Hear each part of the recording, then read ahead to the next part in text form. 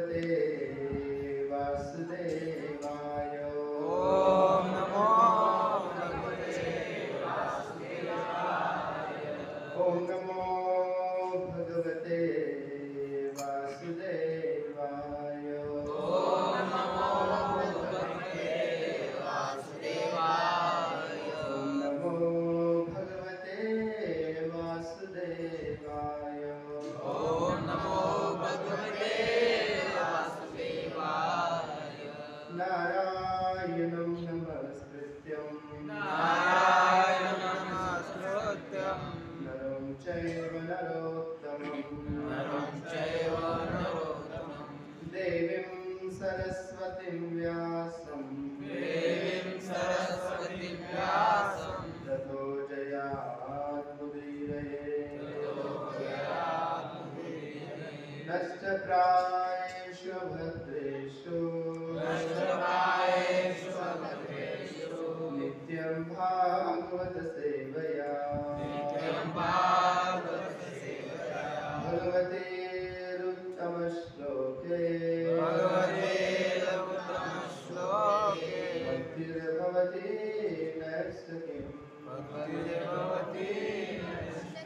कृष्णाय वासुदेवाय देवकी नंदनाय च नन्दगोपकुमाराय गोविन्दाय नमो नमः नमो पंकजनाभाय नमो पंकजमालिने नमो पंकजनेत्राय नमस्ते पंकजांग्रये हरे कृष्ण भक्तांचं आजच्या रविवारी सत्संग कार्यक्रमामध्ये हार्दिक स्वागत आहे.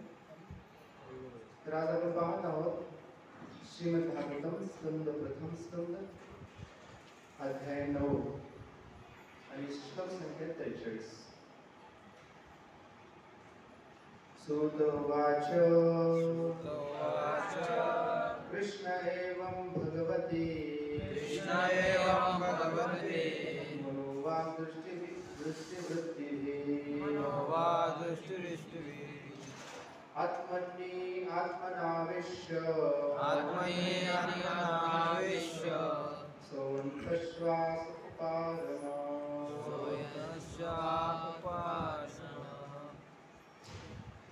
सुत गोस्वामी शोणकाच्या ऋषींना कथा सांगत आहेत. कथा सांगत असताना शुकदेव गोस्वामी आणि महाराज परीक्षित यांच्याबद्दल संवाद सांगत आहेत आणि त्याच्यामध्ये भीष्मदेवांचं महानिर्वाण कशा पद्धतीने झालं त्याचं वर्णन करून सांगत आहेत.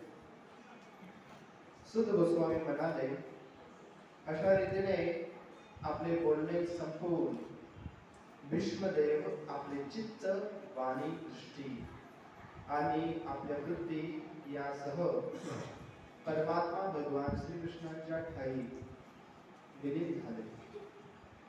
त्यांचा श्वास थांबला आणि ते शांत झाले.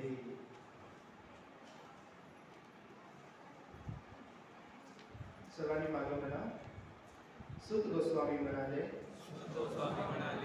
अशा रीतीने आपले बोलणे थांबवून भीष्मदेव आपले चित्त, वाणी, दृष्टी आणि आपल्या वृत्ती यासह परमात्मा भगवान श्रीकृष्णांच्या ठाई लीन झाले. त्यांचा श्वास थांबला आणि ते शांत झाले. तात्पर्य, आपल्या देहत्यागाच्या समयी भीष्मदेव ज्या अवस्थेस प्राप्त झाले होते तिला निर्विकल्प समाधी म्हणतात. त्यांनी आपला आत्मा भगवंत चिंतनात लीन केला होता आणि त्यांचे चित्त भगवंताच्या विविध लीलांचे स्मरण करण्यात मग्न झाले होते. ते भगवंताचे गुण गात होते आणि आपल्या नेत्रांनी प्रत्यक्षात आपल्या समोर भगवंत उभे असलेले पाहत होते. अशा प्रकारे त्यांच्या सर्व वृत्ती भगवंताच्या ठिकाणी एकाग्र झाल्या होत्या. ही पूर्णत्वाची परमावधी आहे. आणि प्रत्येकाला आपल्या एकनिष्ठ सेवेने ती प्राप्त करून घेता येते. ही परमेश्वराची प्रेममय भक्ती नवविध प्रकाराची असते. ते प्रकार असे आहेत: श्रवण, कीर्तन, स्मरण, पदकमलांची सेवा, पूजा, अर्चा, प्रार्थना, वंदन, आज्ञापालन, दास्य, भगवंताशी सत्यत्व भाव आणि नवा पूर्णपणे शरणागती. त्यातील कोणतेही एक भक्ती किंवा सर्वच आपले इच्छित ध्येय साध्य करून देण्यास समर्थ आहे. केवळ भगवंताची उपासना सातत्याने केली पाहिजे आणि तीही एखाद्या पूर्णावस्थेस पावलेल्या भगवंताच्या मार्गदर्शनाखाली. त्यातील पहिला प्रकार श्रवण ही सर्वात महत्वाची गोष्ट आहे. त्यामुळे भीष्मदेवाने अंतिम समयी जी अवस्था प्राप्त करून घेतली ती आपणास प्राप्त व्हावी असे खरोखरच अंतःकरणापासून वाटणाऱ्या भक्ताने प्रथम भगवद्गीता आणि नंतर भागवत यांचे श्रवण केले पाहिजे. जरी भगवान श्रीकृष्ण आपल्या समोर उपस्थित नसतील तरीही भीष्मदेवाने अंती प्राप्त करून घेतलेली अवस्था आपणास मिळवता येते. भगवद्गीता आणि भागवतामधील त्यांचे शब्द हेही भगवंताची एकरूपच आहे. ते भगवंताचे ध्वनी अवतार आहेत आणि अष्टवसूंपैकी एक श्री भीष्मदेव यांनी प्राप्त करून घेतलेली स्थिती प्राप्त करून घेण्यासाठी त्याचा सर्वथा उपयोग करून घेता येईल. प्रत्येक मनुष्य अथवा जीवमात्राला आयुष्याच्या कोणत्याही टप्प्यात मरावेच लागते, परंतु जो भीष्मदेवांप्रमाणे देह सोडतो त्याला पूर्णत्व प्राप्त होते आणि जे प्राकृतिक नियमांच्या अधीन होऊन मरतात ते पशुप्रमाणे मरतात. हाच मनुष्य आणि पशूंमधील भेद आहे. आपल्याला मनुष्य देह प्राप्त झाला आहे तो भीष्मदेवांप्रमाणे मरण मिळवण्यासाठीच. ज्ञानविरन्दस्य ज्ञानाञ्जनशलाकया चक्षुरुन्मीलितं येन तस्मै श्रीगुरवे नमः. मुखं करोति वाचालं पङ्गुं लङ्घयते गिरिं यत्कृपातुमहं वन्दे श्रीगुरुं दीनतारिणं. परमानन्दमाधवं श्रीचैतन्यईश्वरं यं प्रव्रजन्तमनुपेतमपेतकृत्यं द्वैपायनो विरहकातराजुभाव. पुत्रेति तन्मयतया तर्वो विनेदुस्तं सर्वभूतहृदयं महिमानतस्मै. यस्मानुभावमखिलं श्रुतिसारमेकम् अध्यात्मदीपतिर्षतां तमोर्धम्. संसारिणां करुणावपुराणगुह्यं तं व्याससूनुपयामि गुरुमुनीनां. जय श्री कृष्ण चैतन्य प्रभु नित्यानंद श्री अद्वैत गदाधर शिवासादि गौरभक्तवृंद. हरे कृष्णा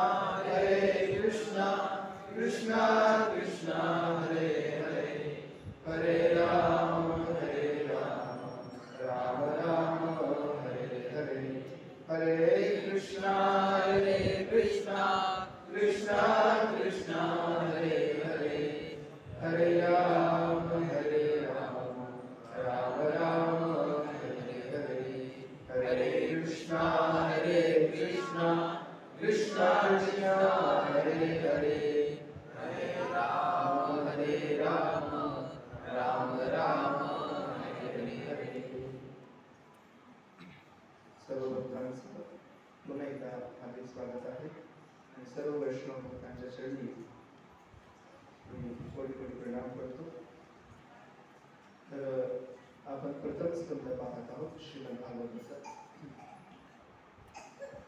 श्रीमद भागवतम मध्ये एकूण 12 स्कंद आहेत. किती आहेत? 12. एकूण 12 स्कंद. आणि अध्याय किती कोण सांगू शकतो भागवतामध्ये? 18,000 श्लोक. जसं भगवद्गीतेमध्ये किती अध्याय आहेत? 18 अध्याय. भागवतामध्ये किती अध्याय? 335 अध्याय. किती? 335 अध्याय. आणि एकूण श्लोकांची संख्या किती आहे? 18,000 श्लोक आहेत. किती? 18,000. महाभारतामध्ये किती श्लोक आहेत माहिती का? 1,00,000 श्लोक. किती? रामायणामध्ये 24,000. किती आहेत? 24,000 श्लोक आहेत. तर भागवतामध्ये 18,000 श्लोक. आणि भागवत काय आहे? संपूर्ण शास्त्राचा सार दिलेला आहे. निगम कल्पतरोर दलितम फलम शुभमुखात अमृतम जलसंयुतम पिबत भागवतम रसमालयम मुहुरहो रसिका भुवि भावतम. वेदरूपी वृक्षाचं परिपक्व झालेलं फळ आहे हे भागवत. जसं आपण दहीचं घुसळण केल्यानंतर त्याच्यानंतर काय निघतं? सार निघते, लोणी. तसं संपूर्ण वैदिक शास्त्राला ज्यावेळेस तुम्ही घुसळण करता तर त्यावेळेस त्याच्यातलं जे सार बाहेर येतं ते आहे काय? श्रीमद भागवत पुराण. आणि व्यासदेवांनी आपल्या जीवनाच्या सिद्ध अवस्थेमध्ये त्या भागवताची रचना केली. त्यांनी संपूर्ण मानव समाजाच्या उद्धारासाठी 4 वेद, 108 पुराण, 108 उपनिषद, 17 पुराणांची रचना इत्यादी इतिहास वगैरे लिहिले होते. सरस्वती नदीच्या किनारी बद्रिकाश्रम या ठिकाणी व्यासदेव राहायचे. आज पण ज्यावेळेस तुम्ही बद्रीनाथाच्या यात्रेला जाता त्या ठिकाणी व्यासदेवांचा आश्रम आहे. व्यास गुफा सरस्वती नदीच्या तटावर शम्याप्रास नावाचं स्थान आहे. त्या ठिकाणी व्यासदेवजी राहायचे. आणि व्यासदेवांनी मानवतेच्या कल्याणासाठी, कलियुगातल्या जीवांच्या कल्याणासाठी सर्व शास्त्रांची रचना करून बसले होते. हे बसले असताना त्यांच्या मनामध्ये काहीतरी खंत वाटत होती. आणि त्याला वाटत होतं की माझ्याकडून काहीतरी राहिलं. मी लोकांच्या कल्याणासाठी हे सगळं लिहिलं, परंतु मीच संतुष्ट नाही. कधी कधी असे काही काही लेखक असतात समाजामध्ये. मित्र कसे बनवायचे त्याविषयी मोठ्याच्या मोठं पुस्तक लिहितात, परंतु स्वतःला एक पण मित्र नसतो. स्वतःला एक पण मित्र नसतो, परंतु दुसऱ्यांना मित्र कसे बनवायचे ते शिकवतात. किंवा जीवनामध्ये शांती कसं प्राप्त करायची, सुख शांती समाधान. मुंबईमध्ये एक अपार्टमेंट होतं. त्या अपार्टमेंटचं नावच होतं सुख शांती अपार्टमेंट. काय अपार्टमेंट? परंतु दररोज भांडण व्हायचे.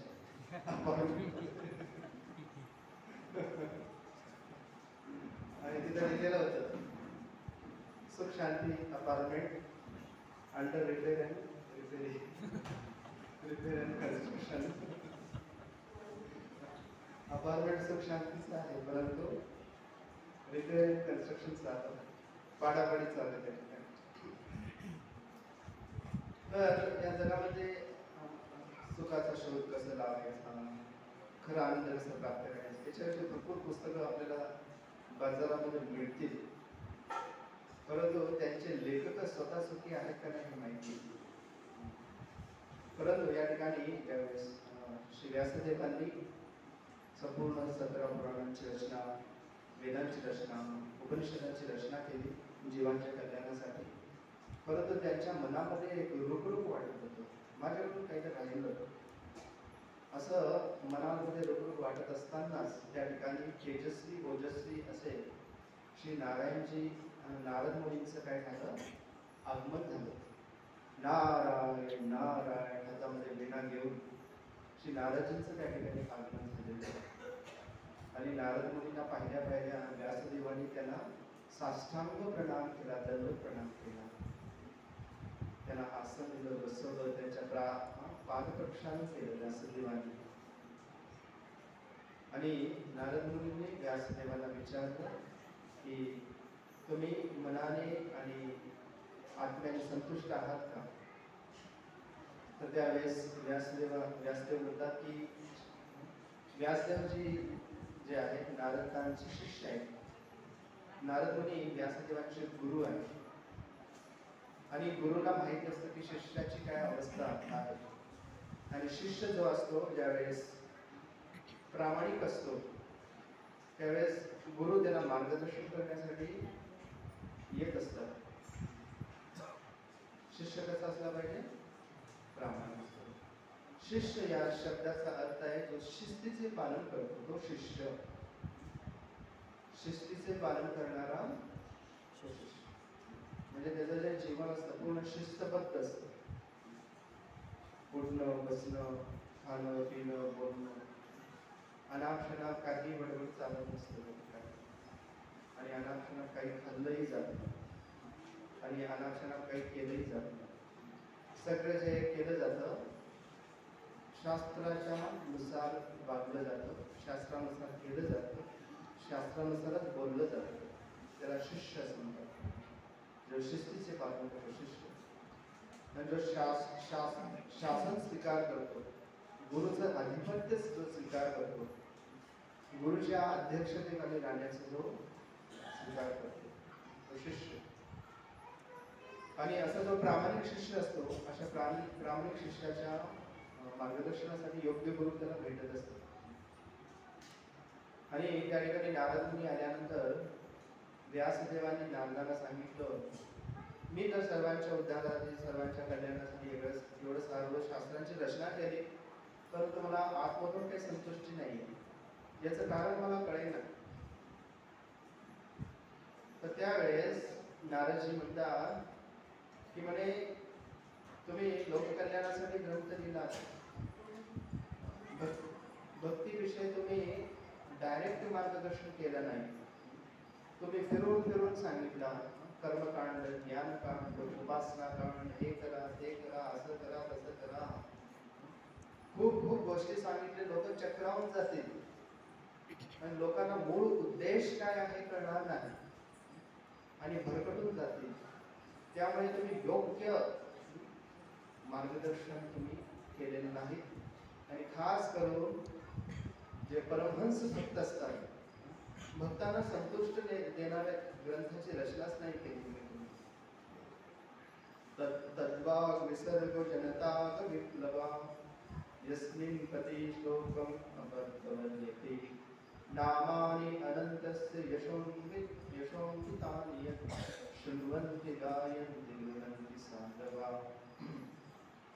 म्हणजे तुम्ही अशा एका शास्त्राची रचना करा ज्या शास्त्रामध्ये भगवंताचं गुणगान होईल चांगल्या पद्धतीने.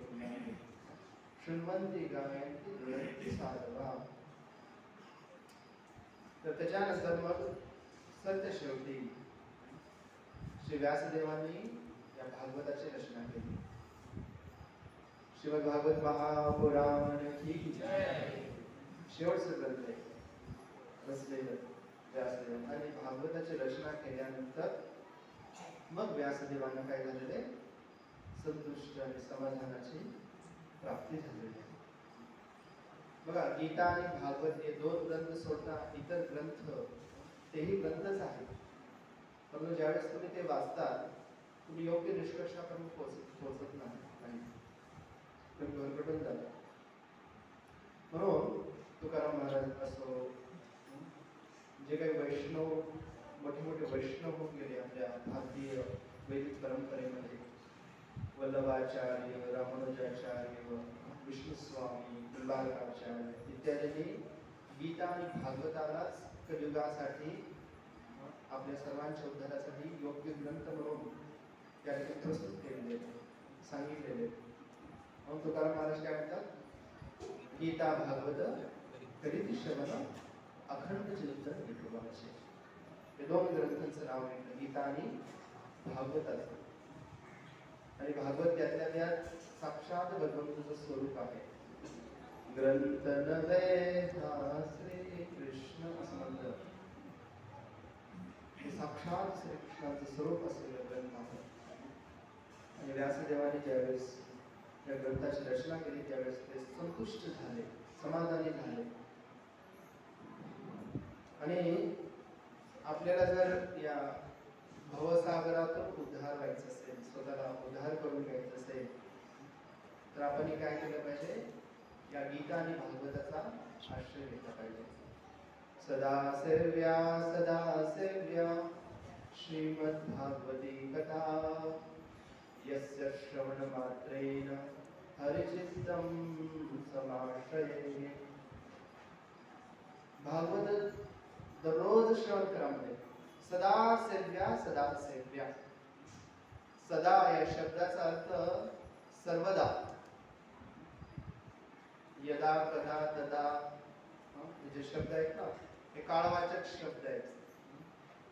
कदा म्हणजे कधी कधी, सदा म्हणजे तेव्हा, यदा म्हणजे जेव्हा, आणि सदा म्हणजे सर्वदा. सदा सेव्या म्हणजे सदा सर्व काळ या भागवताची सेवा केली पाहिजे. भागवताची सेवा आणि भागवताचं श्रवण केलं पाहिजे. सदा सेव्या श्रीमद भागवती कथा यस्य श्रवण मात्रेण हरिचित्तं समाश्रये. आणि याच्या श्रवणाने काय होणार आहे? आपल्या हृदयामध्ये श्रीकृष्ण बद्ध होतील, श्रीकृष्ण बांधले जाते, अंतःकरणात श्रीकृष्ण येतील. हरे कृष्णा कृष्णा कृष्णा हरे हरे, हरे राम राम राम हरे हरे. म्हणून जगद्गुरु श्रील प्रभुपादांनी नियम केला. इस्कॉनच्या प्रत्येक मंदिरामध्ये दररोज सकाळी 8 ते 9 या वेळेमध्ये भागवताचं श्रवण, भागवताचं सेवन असतं. भागवत कथा श्रवण केलं जातं दररोज, वर्षातले 365 दिवस. आणि संध्याकाळी भगवद्गीता वाचली जाते. श्रील प्रभुपादांनी हे नियमच दिला. जे कोणी इस्कॉनमध्ये राहतात, इस्कॉनशी संबंधित आहे, त्यांच्यासाठी हे नियम आहे. त्यांनी दररोज भागवताचं काय केलं पाहिजे? 1 तास अध्ययन केलं पाहिजे. किती? 1 तास, कमीत कमी 1 तास. आणि संध्याकाळी भगवद्गीतेचं अध्ययन. या 2 गोष्टी जर आपण केल्या ना, बस आपल्याला कशाची गरज नाही. पूर्णत्व प्राप्त होईल. पूर्णत्व प्राप्त होईल. आपण परेशान आहोत मोबाईल बघून आपल्याला वेळच नाही.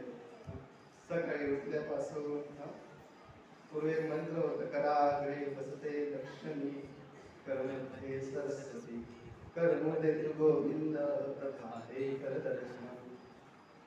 आता प्रभाते मोबाईल दर्शनम, फेसबुकम, इंस्टाग्रामम, अजून काय असते? अजून काय काय असतं माहिती. सकाळी उठल्यापासून रात्री झोपेपर्यंत माणूस जेवायचं विसरून जातो, परंतु मोबाईल कधी दिसतात. या कलियुगामध्ये एक मोठी तपस्या आहे. 1 दिवस तरी आपण मोबाईलला बाजूला ठेवून खायला पाहिजे. उपवास नाही केला तरी अडचण नाही, परंतु 1 दिवस मोबाईल पासून लांब राहणं हेच खूप मोठी तपस्या आहे. तर आपलं मन डायव्हर्ट झालेलं आहे. ज्या गोष्टीसाठी आपल्याला जन्म मिळाला, जी गोष्ट आपल्याला करायला पाहिजे ते गोष्ट न करता जे नाही करायला पाहिजे तेच आपण करत आहोत. आणि हे स्लो पॉइझन आहे. काय म्हणे? Slow poison. म्हणजे आपल्याला असं वाटतं की काय आपण थोडं पाहणार आहोत, एकच रील पाहूया. एक रील पाहिलं तुला वाटते अरे किती छान, दुसरं पाहूया, तिसरं पाहूया, चौथं पाहूया.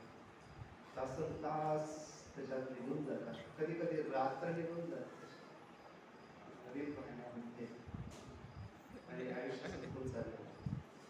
आणि जेवढा आपण मोबाईलला वेळ देत आहोत ना, त्याच्यातलं 1% वेळ जरी आपण भागवतासाठी दिलो, गीता वाचण्यासाठी दिलं, तर आपलं काही कल्याण होणार नाही का? तर आपण कुठं देतो? हीच कलियुगाचे नाव ती दुर्दशा आमची आहे. तर जगद्गुरु श्रील प्रभुपादांनी आपल्यासाठी हे संपूर्ण भागवत प्रस्तुत केलेले आणि भागवतावर टीका त्यांनी दिलं, भागवताचं विश्लेषण त्यांनी केलेलं आहे. भागवत एकदम रसभरीत असं भागवत आहे, मधुर असं भागवत आहे. रात्र जाग राहून श्रील प्रभुपादांचे काय करायचे? भागवताचं लेखन करायचे, भागवतावर भाष्य लिहायचे. प्रभुपाद केवळ 2च तास झोपायचे. किती? 24 तासातले फक्त 2 तास झोपायचे. 10 ते 12 पुन्हा प्रभुपाद 12 वाजता उठून भागवतावर भाष्य द्यायचे, भक्तियुक्त भाष्य. आणि आपल्याला समजण्यासाठी अनेक ग्रंथांची रचना केली. डोळ्यात तेल टाकून प्रभुपाद जागी राहून आपल्यासारख्या जीवांच्या कल्याणासाठी भागवताची रचना त्यांनी केलेली आहे, लिहिलेले आहे. भागवतावर भाष्य त्यांनी लिहिलं. आपण त्याचा परिपूर्णपणे फायदा घेतला पाहिजे. कोणाकोणाकडे भागवत आहे हात संपूर्ण 12 स्कंदाचं असं विश्लेषणासह नसेल तर घ्या अवश्य, बुक स्टॉल मध्ये उपलब्ध आहे.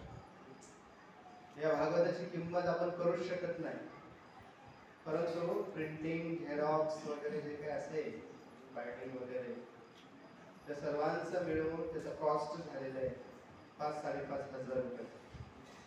जवळजवळ 18 व्हॅल्यूम आहे त्याचे. आणि भागवतामध्ये 10 विषय, 10 किती विषय? 10. म्हणून याला महापुराण असं म्हणलेलं आहे.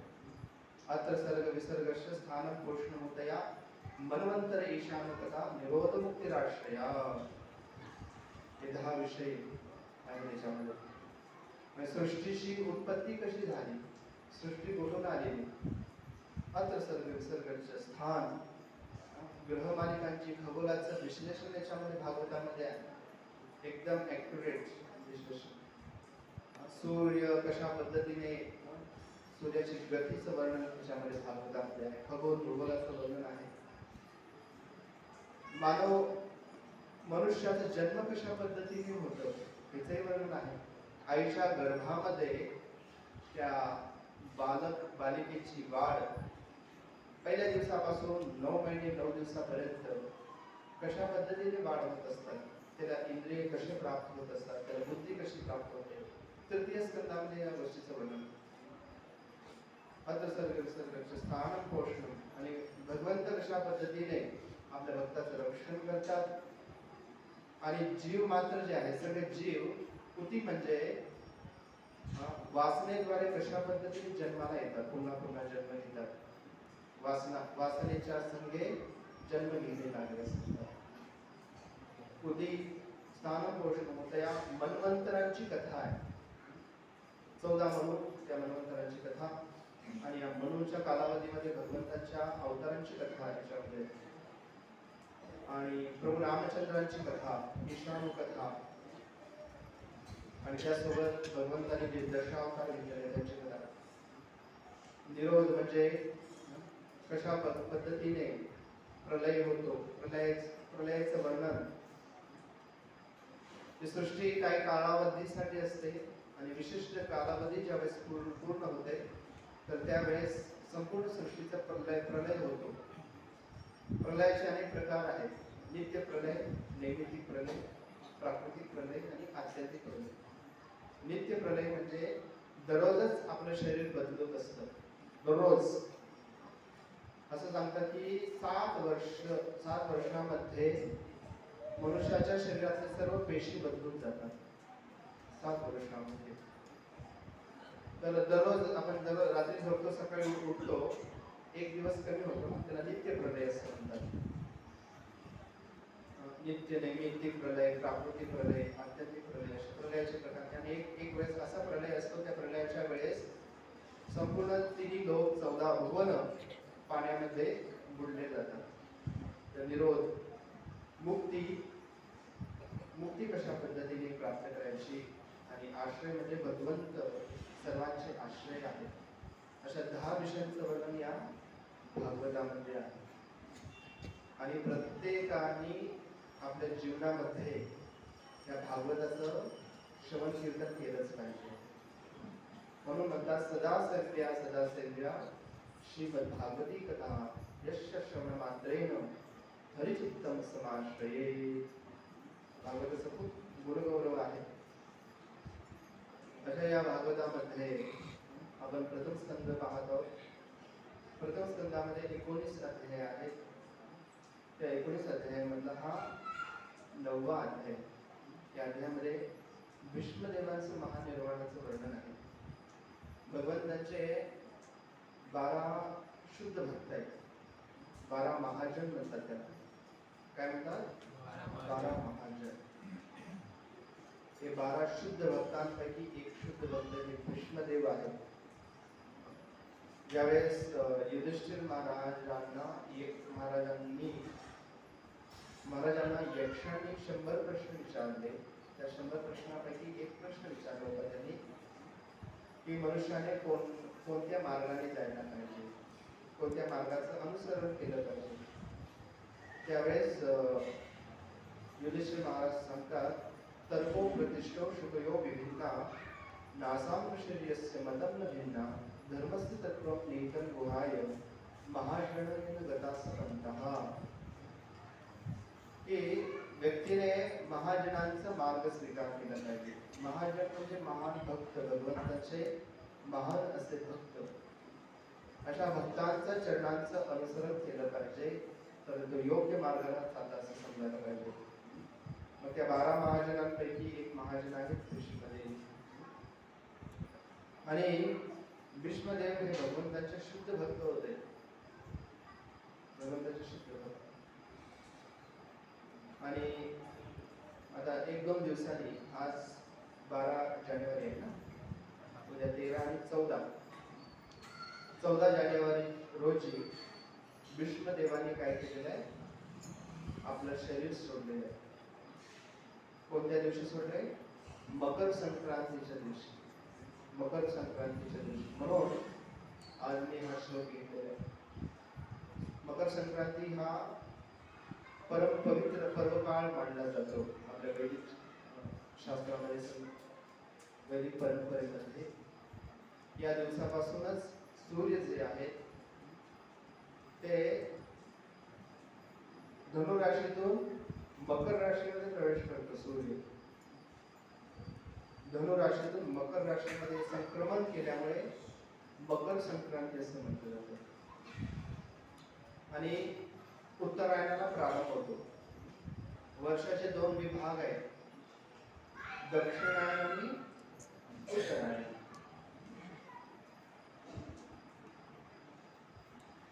हे 2 विभाग. तर सूर्य ज्यावेळेस धनु राशीतून मकर राशीमध्ये प्रवेश करतो, त्या संक्रमणाला मकर संक्रांती असं म्हणतात. आणि त्या दिवसापासूनच देवतेंच्या दिवसाची सुरुवात होते. स्वर्ग लोकामध्ये त्या दिवशी, मकर संक्रांतीच्या दिवशी दिवसाची सुरुवात होते. त्या ठिकाणी 6 महिन्याचा दिवस आणि 6 महिन्याचा रात्र असतो. तर 21 जून पासून हे मकर संक्रांती पर्यंत 14 जानेवारी पर्यंतचा जो काळ आहे, 6 महिन्याचा जो काळ आहे, तो देवतांचा रात्रीचा काळ आहे. आणि मकर संक्रांतीच्या दिवशी पहिला किरण ज्यावेळेस देवतांमध्ये, देव लोकांमध्ये उदित होतो, तर त्यावेळेस उत्तरायणाला प्रारंभ होत असतो. म्हणून मकर संक्रांती हे महापर्व काळ मानले जाते. देवतांच्या दिवसाची जी काय असते, सुरुवात असते. देवतांच्या दिवसाची सुरुवात. आपल्या पृथ्वीवरती पण 2 गोलार्ध आहेत, एक उत्तर गोलार्ध आणि एक दक्षिण गोलार्ध. उत्तर गोलार्धामध्ये 6 महिने दिवस आणि 6 महिन्याचा रात्र असतो. माहिती आहे का तुम्हाला? उत्तर गोलार्धामध्ये आणि दक्षिण गोलार्धामध्ये 6 महिन्याचा दिवस आणि 6 महिन्याचा रात्र असतो. आपल्यासारखं 12 तासाचा दिवस 12 तासाचा रात्र हे उत्तर आणि दक्षिण गोलार्धामध्ये नसतो. त्या ठिकाणी जे उत्तराच्या एकदम टोकावरती, पृथ्वीच्या एकदम उत्तरेच्या टोकावरती जे स्थान आहे त्या ठिकाणी 6 महिन्याचा दिवस आणि 6 महिन्याची रात्र असते. सूर्य त्यांना 6 महिने दिसतो. तर तसं देवतांचंही तसं देवतांना 6 महिने सूर्याचं दर्शन होतं आणि 6 महिने पुन्हा अंधकार पडतो. तर मकर संक्रांतीच्या दिवशी देवतांचा दिवस प्रारंभ होतो, म्हणून ते शुभ काळ मानण्यात आले. आणि मकर संक्रांतीच्या दिवशीच गंगा मातेचं प्राकट्य झालं या पृथ्वीच्या तलावरती. गंगा अवतरली. भागीरथांनी खूप तपस्या करून गंगेला प्राकट्य केलं, गंगेला प्रार्थना केली.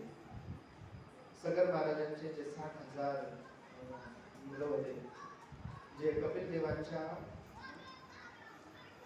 क्रोधाने भस्म झाले होते, कपिल देवाच्या क्रोधाने जे भस्म झाले होते, गंगासागर या ठिकाणी कपिल भगवंत त्या ठिकाणी ध्यानाला बसलेले असताना ते सगर महाराजांचे मुलं जे आहेत 60,000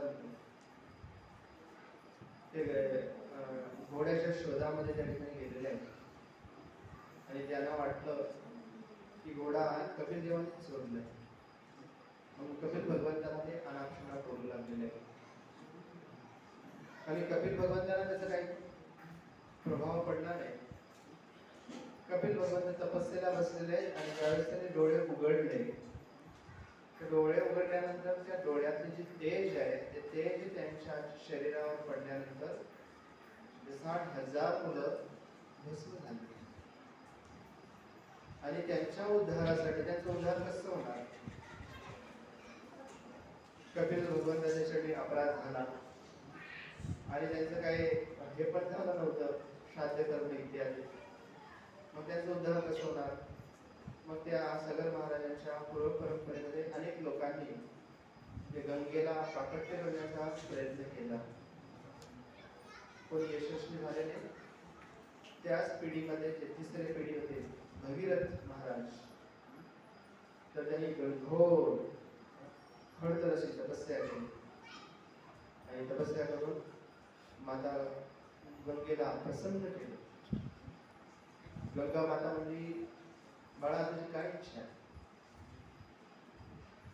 म्हणे आई माझी एकच इच्छा आहे, तो या पृथ्वीला पवित्र कर आणि त्यासोबत आमच्या कुळाचाही काय कर, उद्धार कर.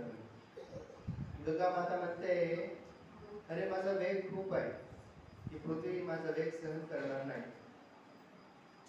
मग त्यावेळेस भगीरथ म्हणतात की याच्यावर काय उपाय असेल तर सांगा. म्हणे तुला भगवान शंकरांना प्रसन्न करावं लागेल आणि मी डायरेक्ट पृथ्वीवर येण्या अगोदर भगवान शंकरांच्या जठेमध्ये प्रवेश करते आणि तिथून मी पृथ्वीवरती येते. असं सांगितल्यानंतर पुन्हा शिवजींची तपस्या केली. शिवजींना सांगितलं तुम्ही त्या गंगेला धारण करा. म्हणून शिवजींचं एक नाव काय झालं? गंगाधर. गंगाधराय, गंगाधर. शिवजींनाही प्रसन्न केलं.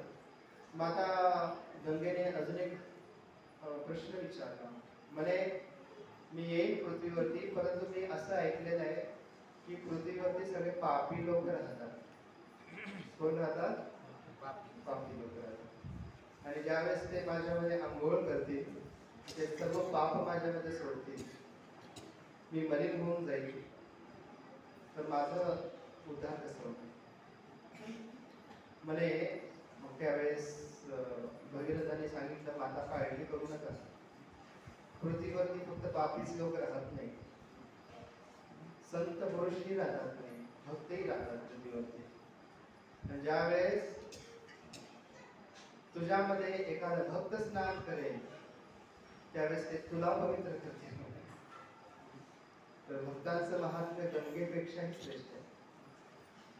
गंगा आपल्याला शुद्ध करते आणि गंगेला भक्त शुद्ध करतात. शुद्ध भक्त जे आपल्या अंतःकरणात देवाला ज्यांनी धारण केलेले असे शुद्ध भक्त गंगेलाही पवित्र करतात. मग गंगा माता प्रकट झाली. तो प्रकट ज्या दिवशी झाले तो दिवस होता मकर संक्रांतीचा दिवस होता. म्हणून परम पवित्र काळ या मकर संक्रांतीला मानलं जातं. आणि या मकर संक्रांतीच्या दिवशीच चैतन्य महाप्रभूंनी संन्यास ग्रहण केला. काय केला? संन्यास दीक्षा घेतली. त्यक्त्वा सुदुस्तज शितराज लक्ष्म्या धर्मिष्ठ आरे वचसा यद्गात्रण्य माया मृगम अन्विधर्माव वंदे महापुरुषते चरणारविंदम. तर चैतन्य महाप्रभूंनी काय केलेलं आहे? संन्यास ग्रहण केला मकर संक्रांतीच्या दिवशी. त्यक्त्वा सुदुस्तज शितराज लक्ष्म्या. जे अतिशय कठीण असतं त्याग करायला. काय त्याग करायला? संपत्ती त्याग करायला अतिशय कठीण असतं. घर त्याग करायचं अतिशय कठीण असतं. आपलं परिवार त्याग करणं अतिशय कठीण असतं. परंतु संन्यास जे घेतात ते या कठीण गोष्टीलाही त्यागून लोककल्याणासाठी संन्यास ग्रहण करतात. त्यक्त्वा सुदुस्तज शितराज लक्ष्म्या धर्मिष्ठ आर्य वचसा यद्गात्रण्य. लोकांच्या कल्याणासाठी ते काय करतात?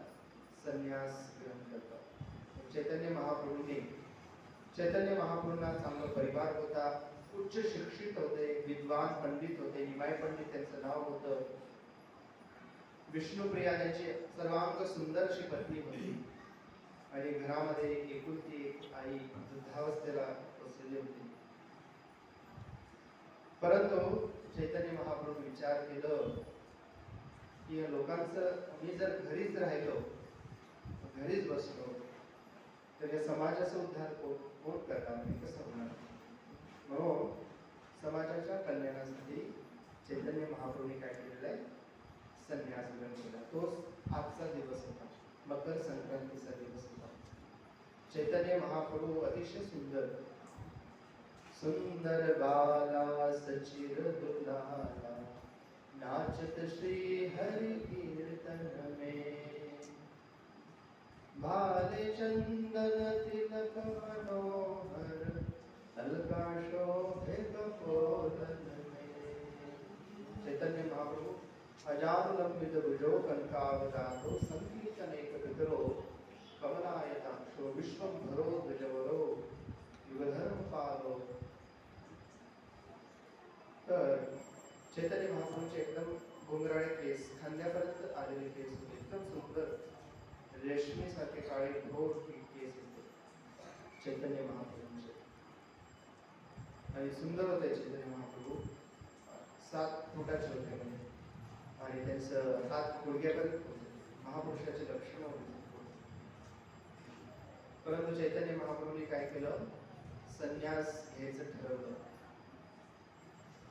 संन्यास घेण्यासाठी आईला विनंती केली. आई तुम्हाला काय कर, आज्ञा दे, मी संन्यास ग्रहण करेन. परंतु कोणती आई आज्ञा देईल? कोणी देईल का? सगळ्यांना वाटतं की दुसऱ्यांचा मुलगा संन्यासी होते, परंतु आमचा मुलगा नाही. परंतु तिलाही वाटलं की चैतन्य महाप्रभू संन्यास नाही घेतला पाहिजे. परंतु खूप विनंत्या केल्या. आणि विष्णुप्रियालाही सांगितलं की बघ मला घर सोडावं लागेल, जावं लागेल कल्याणासाठी. तर चैतन्य महाप्रभूंनी मध्यरात्री मकर संक्रांतीच्या दिवशी मध्यरात्री त्याच्या अगोदर चैतन्य महाप्रभूंचं नदियामध्ये मायापूर या ठिकाणी घर आहे. तर नदीमध्ये उडी मारते चैतन्य महाप्रभूने. गंगेचं फार मोठं पात्र आहे.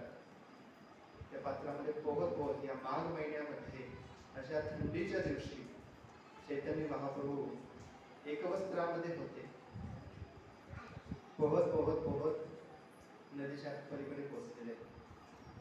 जसं प्रभू रामचंद्राने अयोध्या सोडल्यानंतर अयोध्यातल्या लोकांची दशा जशी झाली, भगवान श्रीकृष्ण वृंदावन सोडल्यानंतर ब्रजवासियांची जशी दशा झाली, तशीच दशा त्या नदियामधल्या लोकांची झाली. खास करून सचीमाता आणि विष्णुप्रियाची. आणि ज्यावेळेस त्यांनी सकाळी उठले, बघितले तर निताई नाही त्या ठिकाणी. तर अतिशय अश्रू ढळत आहे सचीमाता आणि विष्णुप्रिया. तर चैतन्य महाप्रभू तिथून कटवाला गेले, कटवा या ठिकाणी. आणि त्या ठिकाणी संन्यास दीक्षा. कोणावर संन्यास घेतले? कुठला? केशव भारती. केशव भारती नावाच्या संन्यासी. अगोदर चैतन्य महाप्रभूंनी त्यांना दीक्षा दिला, पुन्हा त्यांच्याकडून पुन्हा संन्यास दीक्षा ग्रहण केला. संन्यास ग्रहण करणं सोपं नाही, एवढ्या जवळचं काम नाही. संन्यास घेणं फार म्हणजे धैर्य पुरुष लागतो त्याला. संन्यासी व्यक्ती एका ठिकाणी एक रात्रापेक्षा जास्त राहू शकत नाही, त्याचे नियम आहेत संन्यासी. आणि अपरिग्रह, स्वतःसोबत काही ठेवायचं नाही. कमंडलो आणि हातात त्रिदंड, दंड असलं पाहिजे. आणि सकाळी उठल्यानंतर ज्या दिशेला तोंड आहे त्या दिशेला निघायचं आणि जे मिळेल ते खायचं. आणि लोकांच्या कल्याणासाठी हरिनामाचा प्रचार करायचा. हे संन्यासाचं काय आहे? कार्य आहे. संन्यासी कसं असतं? तर चैतन्य महाप्रभू त्या ठिकाणी कटवा या ठिकाणी पोहोचले. आता संन्यास ग्रहण करायचं म्हणलं ना, केस काढावा लागतात, केश वपन किंवा केश कर्तन करावं लागतं. तर मग कोणाला बोलायचं? तर एका नावीला बोलवलं. कोणी तयारच होत नव्हते. चैतन्य महाप्रभूचे केस इतके सुंदर, इतकं सौंदर्य, लावण्य, आणि सगळं यायचे नाही म्हणजे आम्ही नाही करणार, आम्ही केस कर्तन करणार नाही. मग एकाला तयार केलं असं तसं. आणि ज्यावेळेस तो चैतन्य महाप्रभूचे केस कर्तन करू लागला, तो रडू लागला, रडू लागला, उठू लागला, कसं लागला. इतके सुंदर केस कसं मी कर्तन करू. सध्या चैतन्य महाप्रभू सांगून सांगून सांगून केस कर्तन करायला लागले. त्याच्यानंतर गंगेवर स्नान केलं. स्नान करून संन्यास ग्रहण केला. तो आजचा दिवस होता, मकर संक्रांतीचा तो दिवस. अशा पद्धतीने हे मकर संक्रांती अतिशय पवित्र काळ आहे. आणि याच मकर संक्रांतीच्या दिवशी हे भीष्मदेवाने देखील शरीर सोडलं. महाभारताचं युद्ध मोक्षदा एकादशीला सुरू झाला. काल एकादशी होती, त्याच्या अगोदरची एकादशी, त्याच्या अगोदरची, त्याच्या अगोदरची एकादशी. मोक्षदा एकादशी कधी होती? कोणत्या तारखेला होती? 11 डिसेंबर, बरोबर आहे. आणि कालची एकादशी, काल परवाची एकादशी झाली ना, 9 तारखेला एकादशी. तर 1 महिन्याचा कालावधी. म्हणजे त्या दिवशी मोक्षदा एकादशीच्या दिवशी महाभारताचं युद्ध प्रारंभ झाला. भगवंतांनी भगवद्गीता सांगितली, युद्ध प्रारंभ झाला. आणि 10व्या दिवशी हे भीष्मदेव जे आहेत ते कोणाला ऐकतच नव्हते. भीष्मदेव आदल्या दिवशी दुर्योधन भीष्मदेवांकडे आला. म्हणे, महाराज तुम्ही आमचे सेनापती, कसले सेनापती आहात? म्हणे, तुमचं किती गुरुगौरव, परशुरामाचे तुम्ही शिष्य आहात. तुम्ही योग्य युद्ध करेनात म्हणे. तुम्ही माझ्या बाजूने आहात, परंतु युद्ध करताना असं वाटत नाही की तुम्ही शत्रू सैन्याचा विध्वंस करण्यासाठी युद्ध करताय. तर थोडस अपमान केलं दुर्योधनाने. म्हणजे कशाला बाण हातात घेतले, सोडून द्या म्हणजे तलवार घेणार. तर विष्णुदेवाला राग आला. एखाद्या क्षत्रियाला ज्यावेळेस असं अपमान केलं जातं, क्षत्रिय ते सहन करत नाही.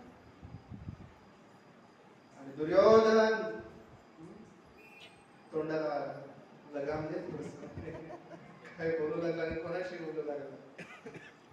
उद्याच सूर्यास्त म्हणे ते पांडव पाहणार नाहीत म्हणे. एक तर दोन काम करणार मी. कृष्णाला शस्त्र उचलायला लावणार, नाही तर मी काय करणार, 5 पांडवांना उद्या सूर्यास्त बघू देणार नाही.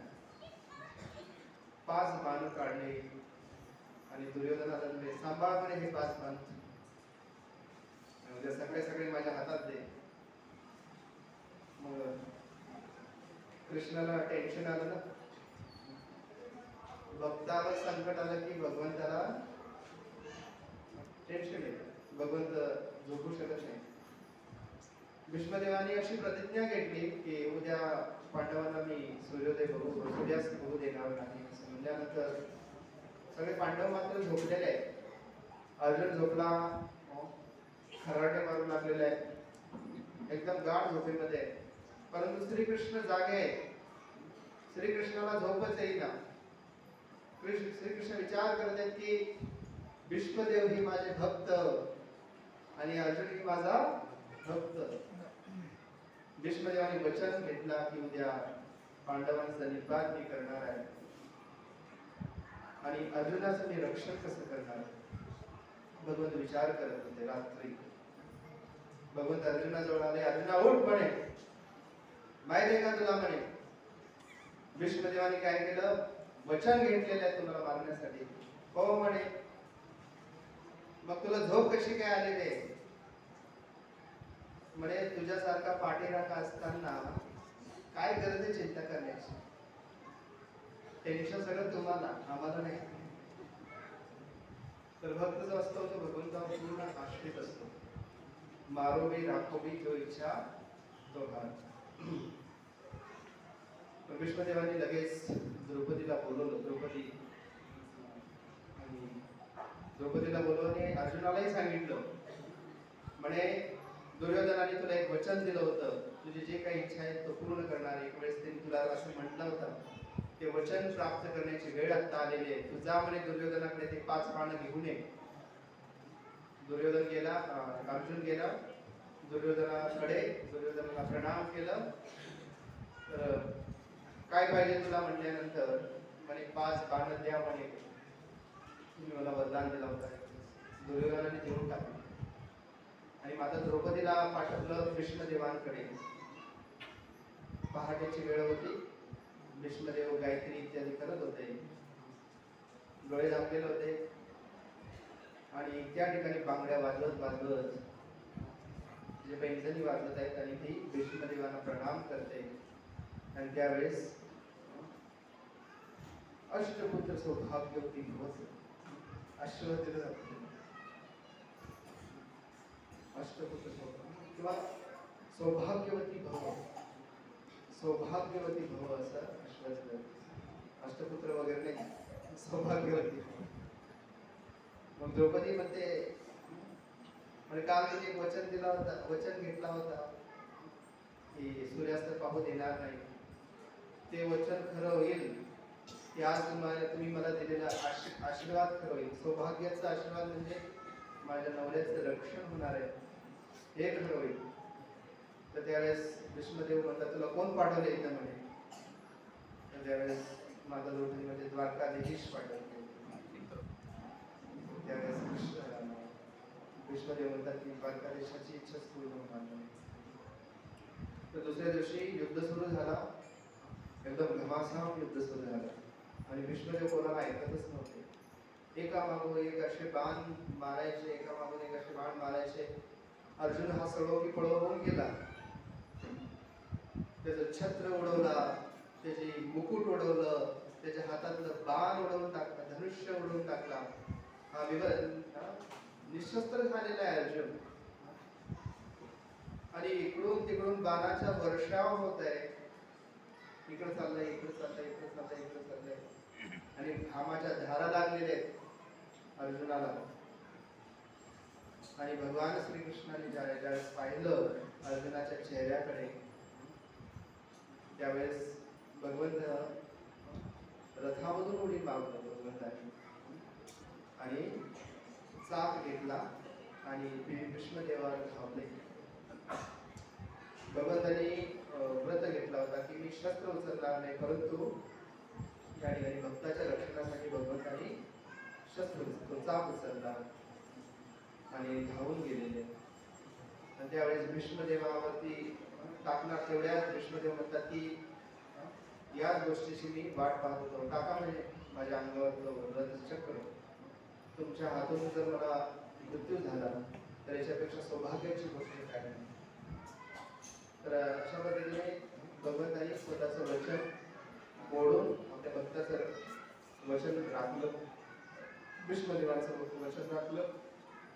आणि त्या मोक्षद एकादशीच्या नंतर 10व्या दिवशी भीष्मदेव जे आहेत त्याच्यानंतर ज्यावेळेस युद्ध झालं, शिखंडीला घेऊन आले. आणि त्या शिखंडीमुळे त्यांनी काही शस्त्र उचलले नाही. आणि अर्जुनाने काय केलेलं आहे, भीष्मदेवाच्या प्रत्येक शरीराच्या भागामध्ये एक एक बाण सोडला. त्यांच्या शरीराची छन्नी झालेले आणि सध्या शरशय्येवर ते झोपले भीष्मदेव आणि वाट पाहत होते. कोणाची वाट पाहत होते? भगवान श्रीकृष्ण. नंतर 18व्या दिवशी युद्ध संपला आणि युद्ध संपल्यानंतर विजयश्री पांडवांना प्राप्त झालं. आणि पांडव आपल्या राज्यामध्ये व्यवस्थित असतानाच भगवान श्रीकृष्णांना आपल्या भक्ताची आठवण आली. भगवंत पांडवांना घेऊन त्या युद्धभूमी, त्या कुरुक्षेत्रावरती आलेले आहेत. आणि त्या ठिकाणी त्यांनी भीष्मदेवाला दर्शन दिलं.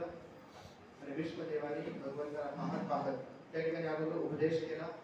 युधिष्ठिर महाराज खूप छान दान धर्म, राजधर्म, स्त्री धर्म या धर्म आणि धर्मांचं वर्णन करून सांगितलं. आणि ज्यावेळेस सूर्य उत्तरायणामध्ये प्रवेश केला, मकर संक्रांतीचा ज्यावेळेस दिवस होता, त्याच दिवशी भीष्मदेवाने काय केलं, आपली वृत्ती सगळी शांत केली. श्री श्री राधा गोविंद भगवान की जय, श्रील प्रभुपाद की जय. आणि आपलं पूर्ण मन त्या भगवान श्रीकृष्णावर स्थित केलेलं आणि शेवटचा श्वास त्यांनी काय केलंय, सोडलेला आहे. आकाशातून पुष्पवृष्टी झालेली आहे. अशा पद्धतीने भीष्मदेवानी आपलं शरीर त्यागलेलं आहे. आणि श्रील प्रभुपादजी या ठिकाणी सांगतात की आपल्याला मनुष्य देह प्राप्त झाला तो भीष्मदेवांप्रमाणे मरण मिळवण्यासाठी.